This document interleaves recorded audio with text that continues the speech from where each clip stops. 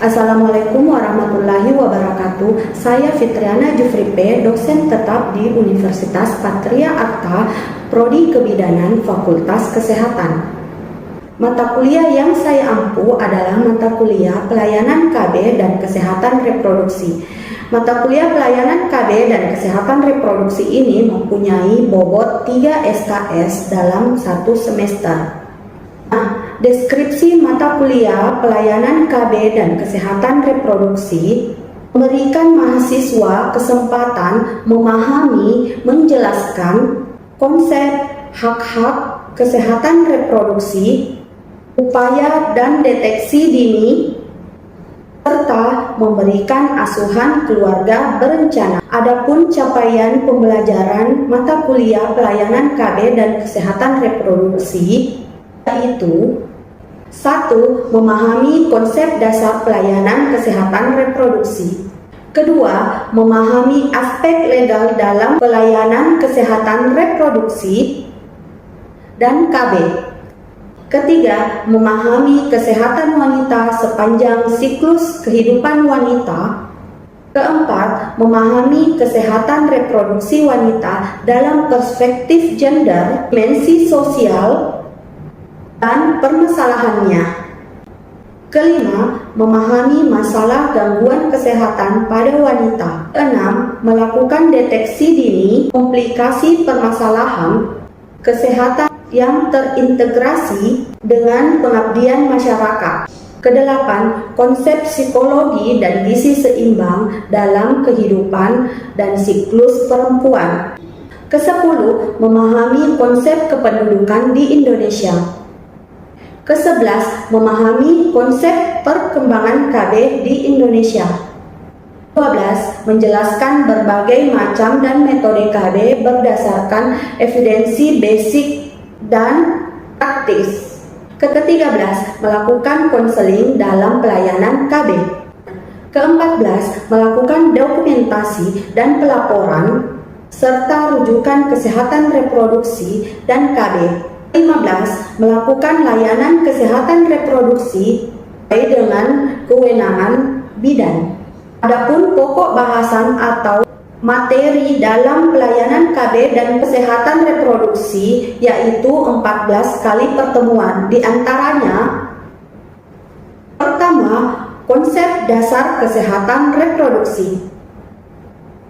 Kedua, aspek legal dalam pelayanan kesehatan reproduksi dan KB. Ketiga, indikator kesehatan wanita dalam siklus kehidupan wanita. Keempat, kesehatan wanita dalam perspektif gender. Kelima, masalah gangguan kesehatan wanita. Keenam, deteksi dini permasalahan kesehatan reproduksi wanita. Ketujuh, psikologi dalam siklus kehidupan perempuan. Kedelapan, gizi seimbang dalam siklus kehidupan perempuan. Kesembilan, promotif dan preventif dalam kesehatan reproduksi wanita. Kesepuluh, konsep dasar primer health care. Ke-11, konseling pranikah dan menopause. Ke-12, kependudukan di Indonesia. Ke-13, perkembangan KB di Indonesia. Ke-14, metode macam-macam KB, konseling pelayanan KB, dokumentasi, laporan dan rujukan, kesehatan reproduksi dan KB, dan layanan kesehatan reproduksi dan KB.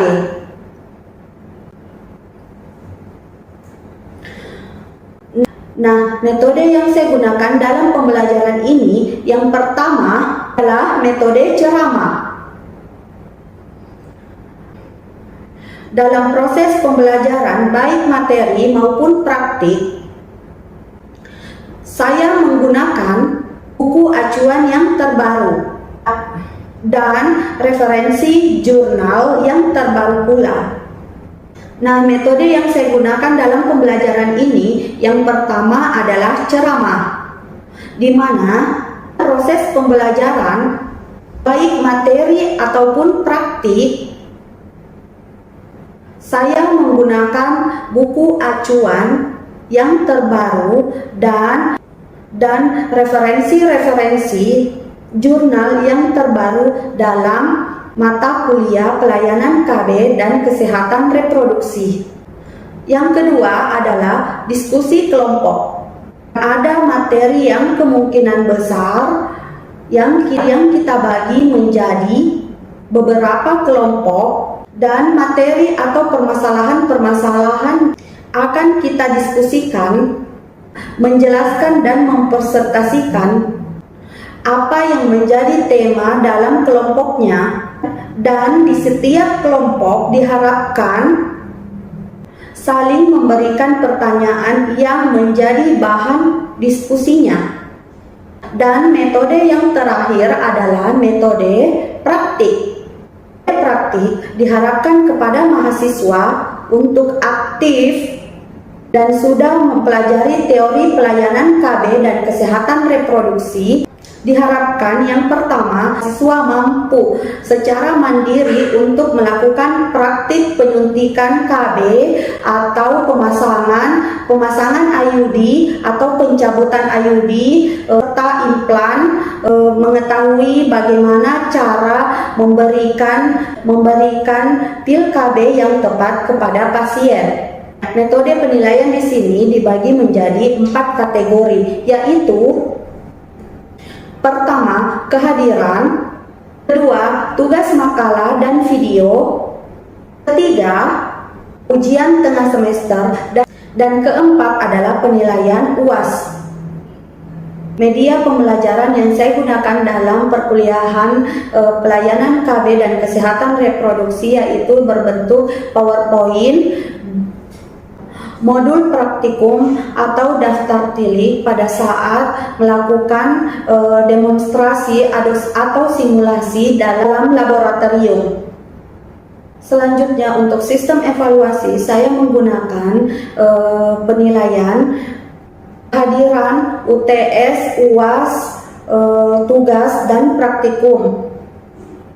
Untuk kehadiran bobotnya yaitu 10%.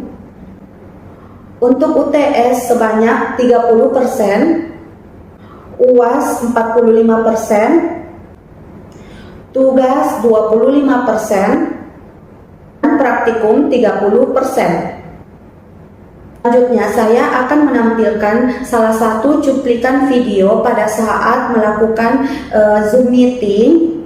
Assalamualaikum warahmatullahi wabarakatuh. Waalaikumsalam warahmatullahi wabarakatuh. Bagaimana kabarnya hari ini anak-anak? Baik, Bu. Alhamdulillah, baik, Bu. Nah, alhamdulillah ya, kita masih diberikan kesehatan. Nah, hari ini merupakan pertemuan kedua ya, setelah pertemuan pertama dengan materi berjudul Sejarah KB. Dan hari ini materi kedua yang saya jelaskan itu kenali jenis dan cara memilih alat kontrasepsi yang tepat.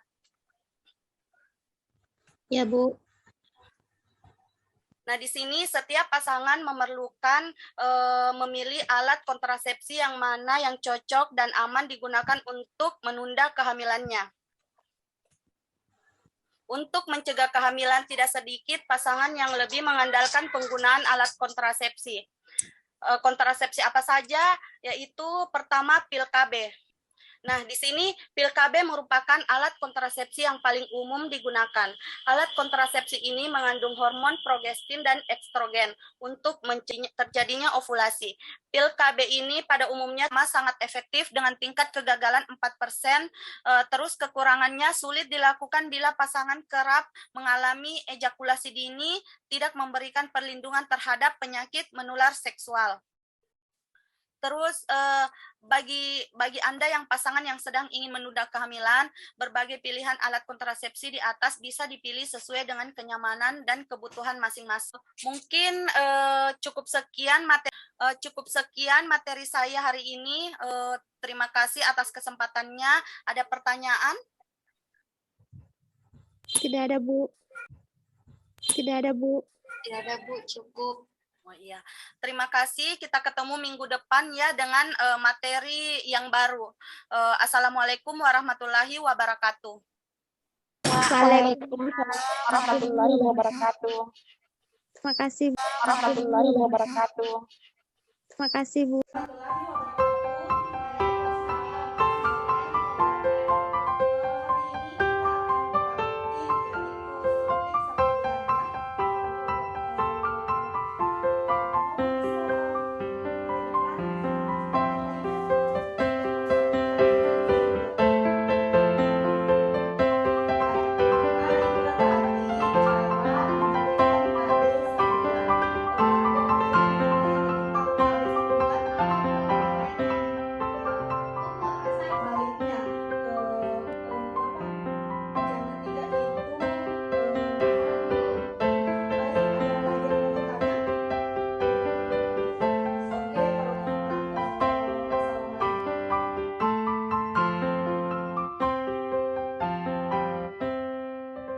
Baiklah, itulah tadi penjelasan metode pembelajaran mata kuliah yang saya ampuh layanan KB dan kesehatan reproduksi wanita. Mohon maaf jika ada kekurangan dari video pengajaran ini. Terima kasih. Assalamualaikum warahmatullahi wabarakatuh.